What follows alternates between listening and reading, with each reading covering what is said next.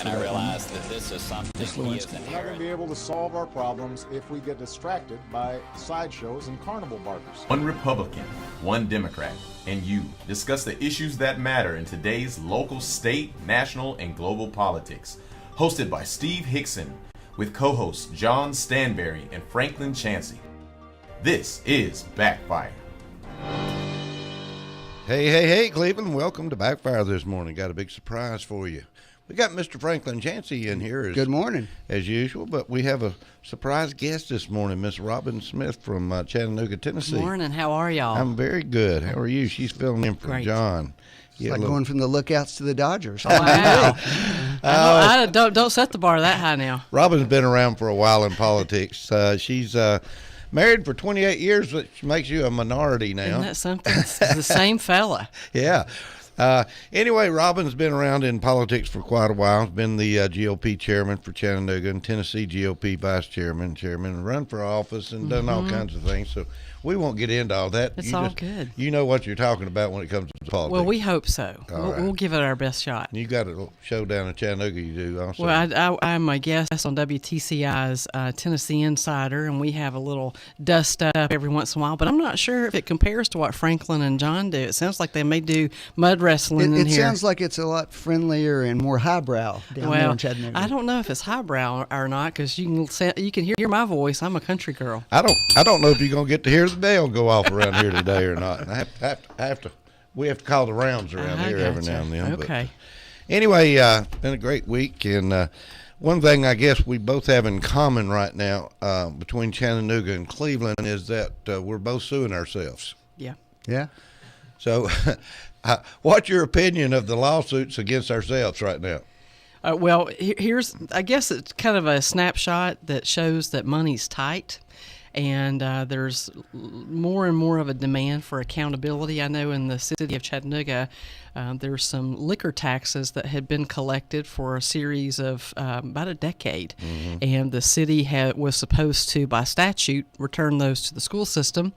Not happening, and so there's a lawsuit that's pending, and there's all sorts of lawsuits. A city councilman is suing the city and the state because he feels like in his homosexuality status that's a protected status. So all sorts of use for men like you, Mr. Franklin. Well, as they say, lawyers go from being bottom dwellers to noble protectors of the law when it's your case that's involved. There you go. Well, anyway, there's, we're sitting here talking about, before we came on the air, what you're doing now with Smith Waterhouse Strategies, and basically give us a quick update of what you were talking about again. Sure. A couple of years ago, a fella in Chattanooga and I, he's actually a huge Democrat. We came together. His talent is public relations and marketing, and mine, I'm certified in strategic planning and project management through Stanford. And we came together. We do strategic messaging, business planning. We do a lot in healthcare. We do a lot with just regular businesses. But if you need just public relations and marketing, you typically don't need to come see us. We work with companies that are merging, that want to grow their market, that want to penetrate a market or expand products, do a lot of research, do a lot of branding and rebranding. And today, I'll give you a perfect example. I live out in the country in Hickson, North Hickson. I drove down the driveway the other day, which is about a quarter of a mile long. At the end of my driveway was a Ziploc bag with a business card and a rock in it. And I obviously stopped and picked it up, and it was a landscaping service very uniquely pitching their product. And I noticed as I drove out that morning for work, everyone had a Ziploc bag and a business card and a rock laying in their driveway. And if you need that kind of advertising, you don't need to come to Smith Waterhouse Strategies. We do a little bit that's a little more in depth, and hopefully will, if you've got a little bit of money but a lot to lose, that's who you want to come visit us. But in other words, where I was getting at with this, I wanted to introduce that, and I want to give you a plug too. But sure. Where I was getting at with this, when we were trying to figure out whether our city and county fire department should have been put together, we should have probably hired your company. That would have been a smart thing. We could have done a feasibility study, done some marketing, looked at your budget, and just kind of give you an idea if you need to have redundancies or not. And got some real numbers out of that. There you go. Anyway, it's amazing me. You know, going back to the Chattanooga and the city lawsuits to try to raise some liquor tax funds for their school systems. John says the problem is they've just spent that money. Now they're trying to find out where to get some more. Well, and you know what? I think that, and again, I'm not as familiar with the Cleveland, Bradley County infrastructure and rivalries, but without question, dollars are short. There are a lot of priorities, and it's making cities and municipalities prioritize. But it's sounding kind of unique that you're creating 2 fire departments, and I'll let y'all hammer that out up here in Bradley County. Well, we're building schools too down the street from each other, city and county. So anyway, we've got a lot to look at around here. We probably need to go ahead and talk to you after this show and maybe introduce you to some of our city and county people. I'll leave here. you a business card or two there, Steve. Maybe we can try to figure out what we need to do around here. All right, let's talk real quick about Volkswagen then. Oh my goodness, where do we start there? You know, we're waiting on the NLRB to make its decision and ruling. They're going to be in town. Announced that there's going to be a hearing, right? Right, there's going to be a hearing, and I think this is probably going to be a precedent-setting case. And Franklin, I'll let you kind of be the attorney on this. Usually, the reason the NRLB gets involved is there's some, I guess an allegation of tampering that doesn't, I guess support the employees. And in this case, we have Volkswagen and the union that are happy together, and we're seeing the employees in majority feeling like they're being run over. There's nothing typical about this labor dispute. Absolutely. Do you think they would have had a hearing if the union had won the vote?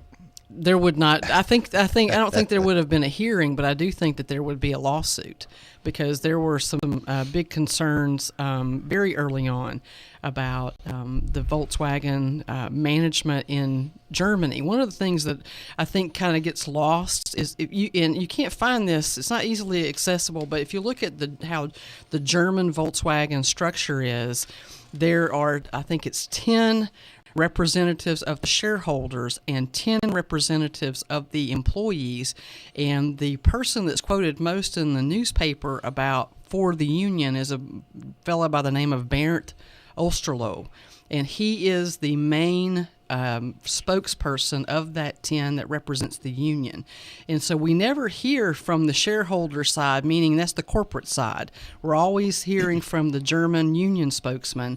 And what's terribly interesting is even in Germany, they're beginning to see their union participation fall off. I did a little bit of research by reading Spiegel online, Der Spiegel, and some other international papers. So despite the fact that there is a pro-union stance amongst Volkswagen, it's not the same. There's no comparison. Well, they have a completely different labor model than Correct. we do. Yeah. And what we call a union is a far different apparatus That's it. than what they do. And what I've suggested is that this really ought to be an opportunity for us to revisit our labor laws and decide if there are different ways that we can bring management and workers together. Well, and see, that's common sense. But right now there's such distrust because the union, as most of us know, goes back to the UAW, work stoppages, the Teamsters Union, and now even here we found out this past week that Andy Burke, just within 2 days of the actual union vote at VW, had signed a 22-page memorandum welcoming the Service Employees International Union, SEIU, to the Chattanooga Employees Union. And so we have a conflation and a convergence of all sorts of political dynamics. We've got a very liberal mayor, Andy Burke, and he doesn't hide that. I think he's very obviously looking to step up in politics. Matter of fact, the buzz on the street in Chattanooga is he wants to become an appointed federal judge, and so we'll see where all this takes him. But I do think that the situation at Volkswagen, as Franklin noted, we're not comparing apples to apples, but if the UAW is welcomed onto that campus, it will be a very negative impact, not just for Chattanooga, but the entire region.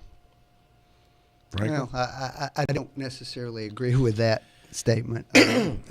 One of the things that, it's very easy to point to excesses in particular labor disputes along the way and say that that's somehow typical of everything that goes on. One of the things that we've seen, one of the things that Tennessee has utilized, they've gone with this approach that this is a largely anti-union state, and that's supposed to be attractive to business somehow. Okay, but there's a downside to that. The downside of that is that many of the jobs that come here are going to pay less. And ultimately, that does affect the economy. It means that there's less money coming back into the economy here from people spending their money. So it's not a zero-sum game. Well, actually, I'll take issue with that simply based on when you look at where UAW, and again, we're not talking about anti-union, we're talking about anti-UAW. When you look at the places where UAW has made itself most notable, it's Detroit.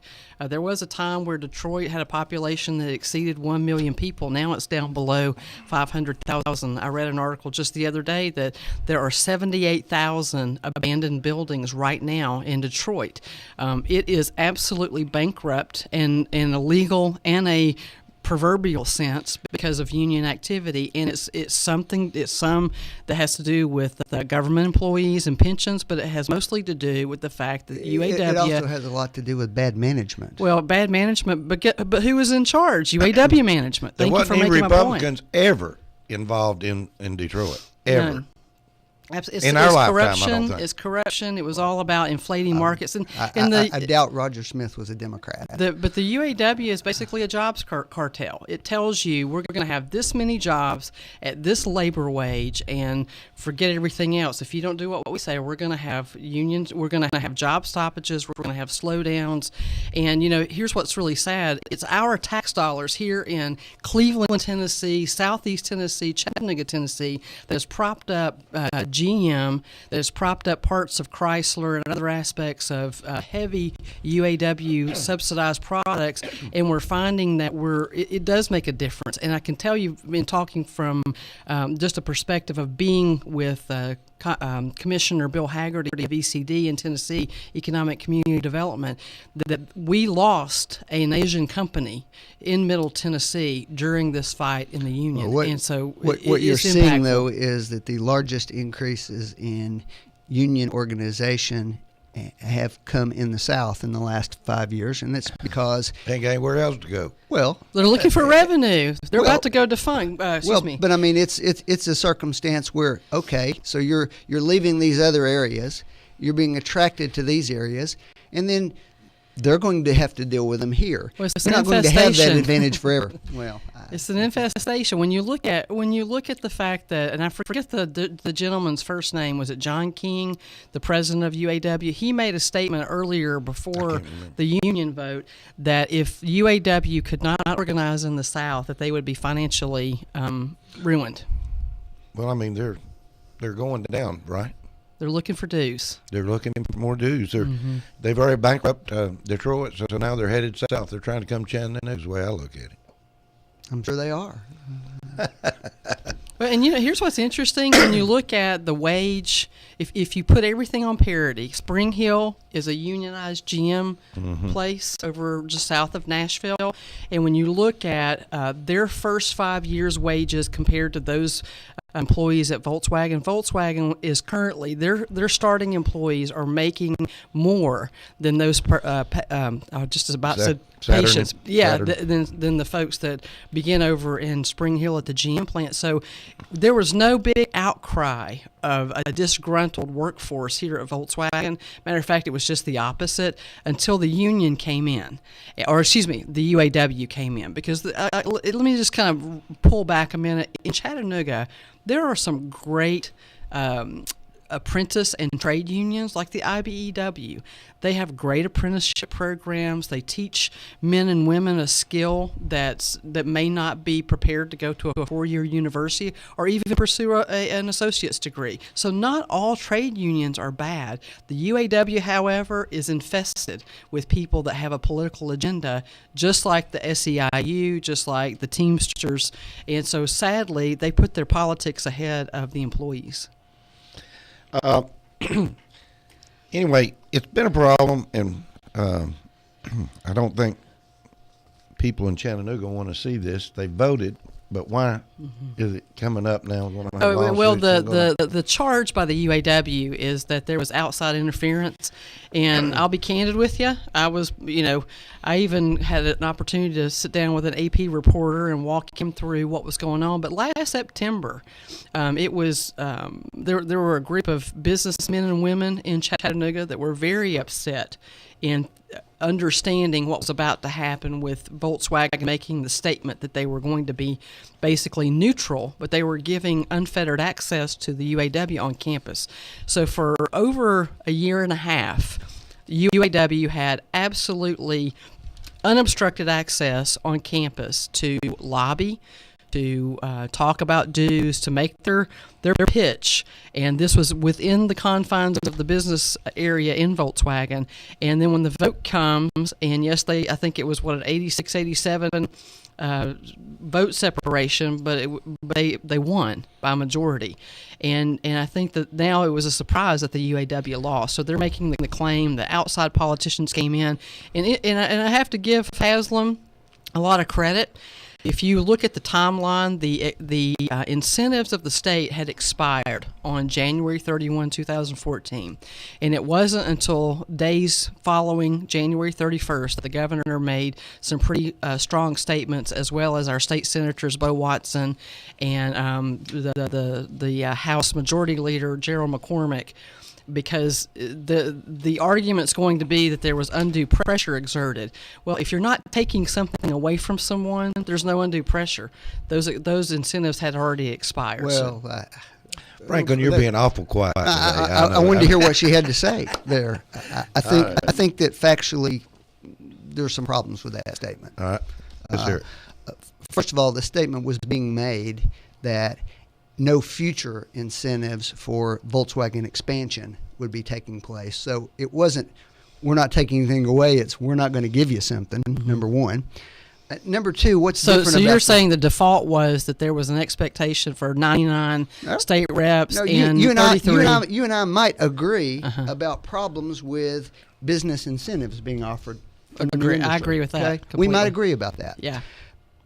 But it's a fact of life that's the environment that we've been recruiting industry and building these plants. And you have to compete. Okay, Absolutely. And we're competing with other people. Correct. And so in the midst of this discussion that's going on about whether Volkswagen is going to add a new product line or not, which would be a big deal for everybody involved, you're getting the discussion from some people in government saying, well, it's not going to happen if you lose this, if the union wins this election, number one. Number two, and people who've listened to this have heard me be frequently complimentary of Senator Corker, but in this case I'm not, because he clearly strongly suggested that he had inside information and they weren't getting this new product line if the union won this election. So that's the context that it was happening. What's interesting, what she said about the union had unfettered access to the workforce for a year, that's largely true. No, it's actually very true. But it was with the blessing of the company, and that's what's different about this dispute here. Well, they have a business model about how they want to operate their business. Well, why do we have to have UAW involved? Correct. Why can't they have their own council? That's true. Because the present status of the labor law regime does not allow for those works councils to take place absent union involvement. Why? Well, that's the way the statute's drawn. Change the statute. Who drew it? Well, and let me tell you how funny that is. If you've grown up in the South and you've screamed into a box fan in the summer, you know how it distorts your voice. If we went to Washington right now to change the labor laws, Mr. Barack Obama would do everything short of laying on the floor and pitching a fit. He is so absolutely in bed with every type of union that exists. There's no hope of changing those laws and statutes. That's all fine and good, but the Republicans control the House, pass a bill out of the House to that effect. And we could. And put that out there for that. They haven't done it. And Well- haven't had any real serious effort to do that. But here's one of the things that's candidly interesting is when you look at the very folks that want exemptions from Obamacare and are now feeling the big price. This is the union that wants to come into Chattanooga and claim it's going to behave and not have work stoppages, not have quality issues. Candidly, when I speak with people like Senator Corker and other presidents of companies that were involved in recruiting Volkswagen early on in 2005, 6, 7, and 8, back when Senator Corker was then Mayor Corker, they were absolutely led to believe that there would be nothing but respect of our right to work laws, and there would be no union participation. And so I call lie on Volkswagen, and they're misleading, because when you accept an incentive, there's not a claw currently in the way our incentives are awarded, that there's no clawback, meaning that if you break an agreement or a resolution, there's no contract to have that refunded. I think in this particular case, Volkswagen broke the trust of those people that recruited them here. Do you think that was in writing? I don't think it was in writing. Verbal? I think it was all verbal. Absolutely. Is verbal a contract?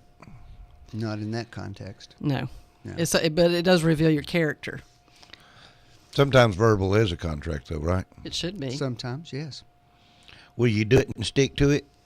That's the way we used to grow up with a contract. Well, remember, even Scripture says, "Let your yes be yes and your no be no."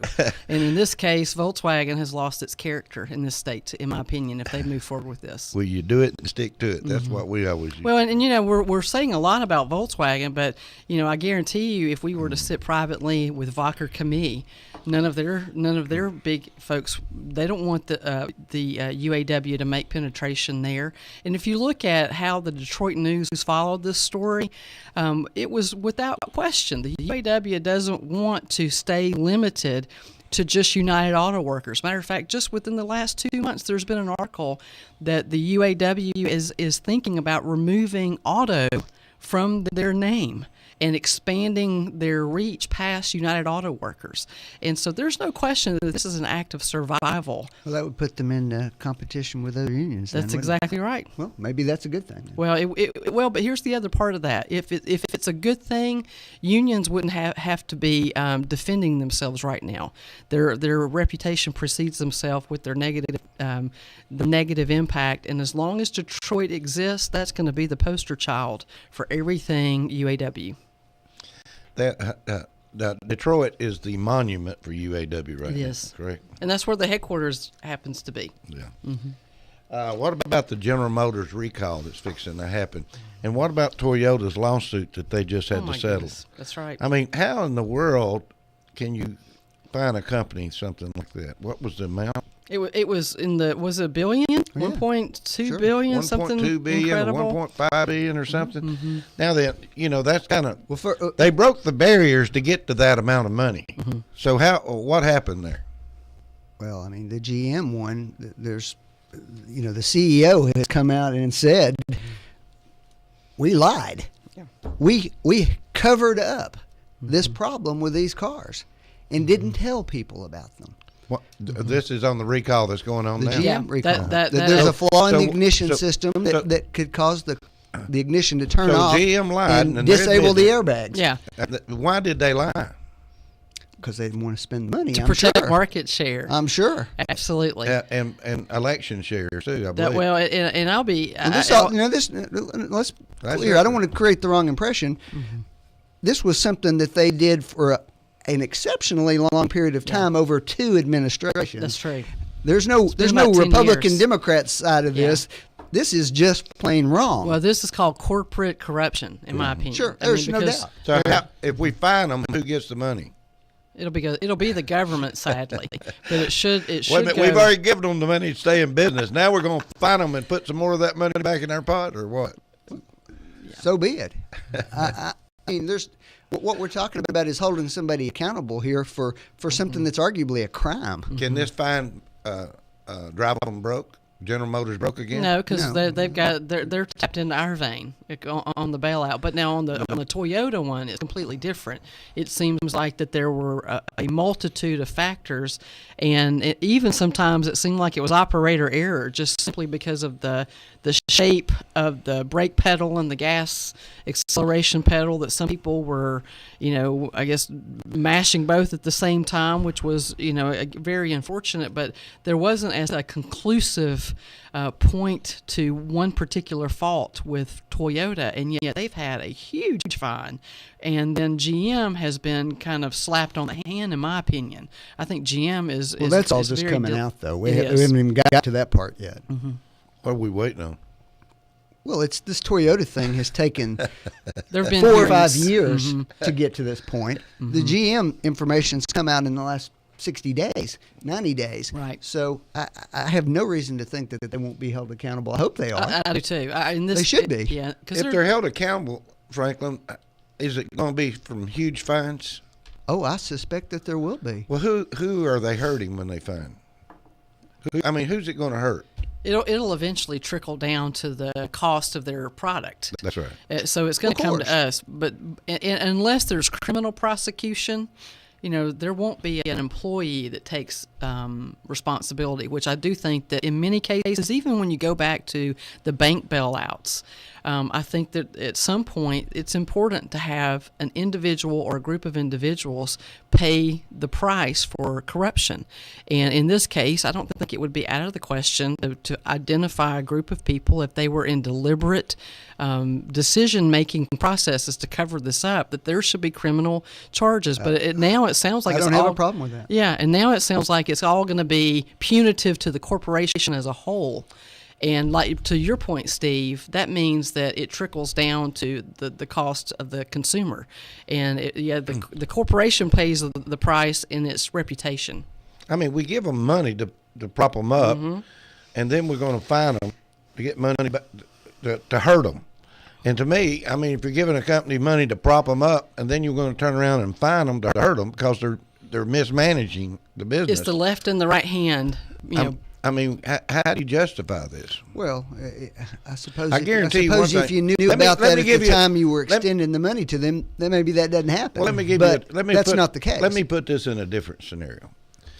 If General Motors had gone busted, bankrupt, and another group came in and had bought General Motors, okay, and they were running this as a profitable company. Individually, and then they got caught in one of these deals, it's going to really affect them. It could potentially ruin them. It could potentially ruin them. So they're not going to allow anything like that to happen. The way it's working now is they don't have anything to lose. They don't have anything to lose. Well, they have shareholders now, just like everybody else does. And the main shareholder is us. Not anymore. Not anymore. Just until recently. And candidly, the main shareholder, the biggest shareholder of General Motors is actually the UAW, because of the way their pension program's laid out, ironically. That's right. UAW got all the money that was left. Right. Well, what has happened is the UAW now has a strong incentive to see that GM succeeds, though. Let's have a moment of silence. Let's take a break. We'll be right back. Awesome. You're listening to This is- Backfire with Steve Hickson. We'll be right back after this.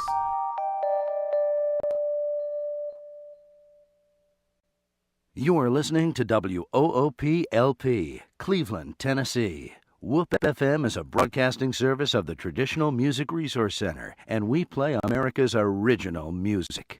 You need money overnight? Check into cash. Your time is tight. .com. Bank account's too low? Check into cash. So where do you go? .com. Do it online in record time. It's the easy way to get money next day. Do a quick click from home at checkintocash.com. Just stay in the house. Check into cash and grab your mouse. .com. Get your money online. Check into cash right on time. .com. You can be sure it's secure from our bank straight to yours. Do it quick click from home at checkintocash.com. No time to get away. Check into cash. You gotta stay home.com. Hey, that's okay. Check into cash. You can do it alone.com. Any old time, do it online. Just